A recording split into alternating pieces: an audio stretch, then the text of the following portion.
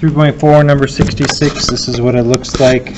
We're supposed to, so the number A of tablet computers sold in millions can be modeled by that function right there, where T represents the year after 2010. So the A is the amount in millions, and then T is the number of years after 2010.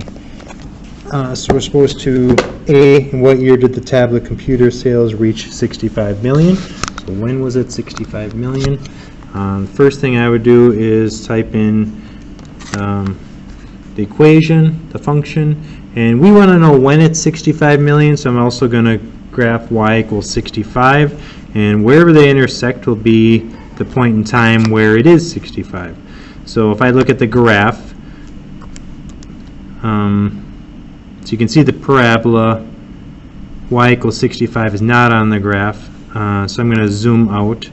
It's going to require actually quite a bit of manipulation of the calculator to get a pretty good picture of what's going on. There's my parabola. Y equals 65 is not on the screen still. Zoom out again. There's my y equals 65. So I'm going to do a zoom box.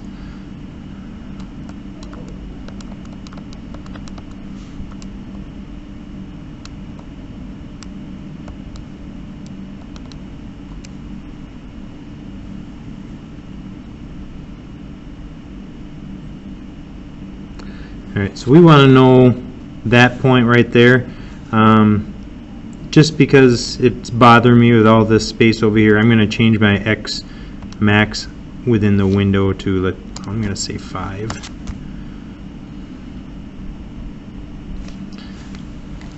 Okay, so we want to know, this is the parabola, there's y equals 65. If we find that point of intersection right there, then we'll know how long it took to get to 65 million. So I'm going to go calculate intersection. First curve, yes. Second curve, yes. I'll put the guess right on top of it. And the intersection point is 1, 65. Well, we knew it was 65 because it's on that horizontal line, but x equals 1 indicates that after 1 year from 2010, we would be up to 65 million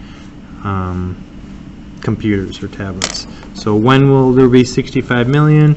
2011, because that's 1 year afterwards. Average rate of change. So average rate of change is the same as the slope, and the slope is the change in y over the change in x. Okay, so average rate of change, all it is the slope. So change in y over change in x, we need two ordered pairs. Well, we know 2010 is the first one, that's 0, comma, whatever a of 0 is, and then 2012 represents 2, comma, whatever a of 2 is. So we can find the y values by plugging 0 and 2 into our equation. If x is 0, I can do that in my head, that's 0, that's 0, that's 17.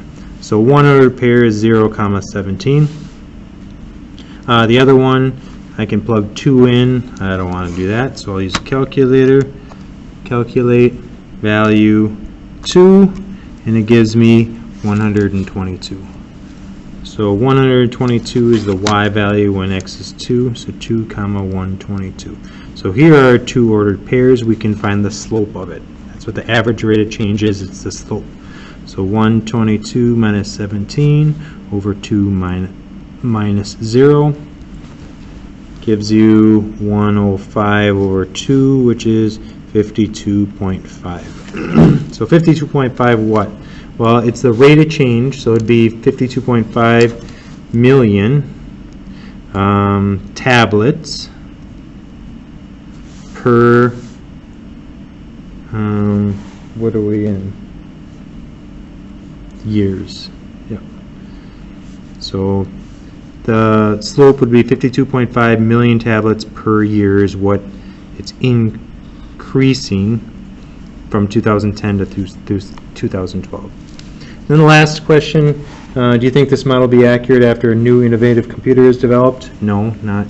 It's not going to continue to go up in a parabola or quadratically because something more innovative will come along. So I would say the answer would be no for that one.